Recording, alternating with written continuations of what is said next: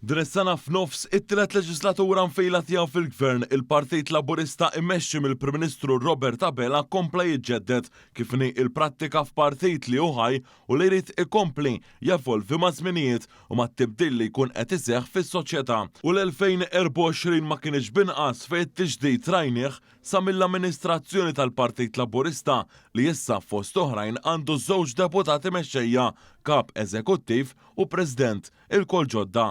Dan it-tiġdid seħ wara l-poplu għadda messaġġ b'saħħtu fl-elezzjonijiet ta' 8 ta' Ġunju li għadda, dawk tal-Kunsill Lokali u tal-Parlament Ewropew. Dak li jrid li l-Partit Laburista fil-Gvern iżda f'verżjoni aħjar tiegħu innifsu.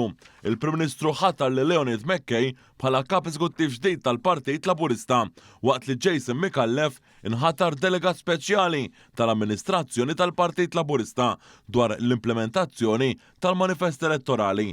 Imbagħad f'nofs Settembru saru l-elezzjonijiet għal numru ta' karigi amministrattivi fih dan il-partit. Dan wassal biex il-Ministru Jimborġ sar id-deputat mexxej għall-affarijiet tal-Parlament, kariga li wkoll awtomatikament poġġiet ukoll deputat Prim Ministru. Dan fil-waqt li l-membru parlamentari Ewropew Elix Agius Saliba inħatar bħala deputat mexxej għall-affarijiet tal-partit. Elix Xiberra sar il-President il-ġdid waqt li John Grech inħatar bħala segretarju internazzjonali tal-Partit Laburista.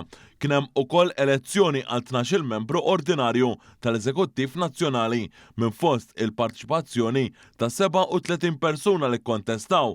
Minn barra kien hemm ukoll konkurrenza qawwija fin-numru ta' delegati li votaw f'din elezzjoni. Bħala parti mit-tiġdid ukoll Norma Saliba inħatret kap tal-komunikazzjoni u kelliema tal-Partit Laburista. Dan bilan ewlieni li l-partit issaħħaħ il-mezzi komunikazzjoni tiegħu b'mod ewlieni l-istazzjonijiet wan. Minn barra dan it-tiġdid il-Partit Laburista f'din is-sena wkoll fakkar il-passat tiegħu anke biżvolta storika kif instab dokumenta iżjed minn seklu ilu li xi ħeddaw ġdid fuq twaqqif tiegħu. Kuntratt storiku wera li kontra dak li kien magħruf s'issa il-Partit Laburista kien effettivament waqqaf minn mara bl-isem ta' Carmela Bencini.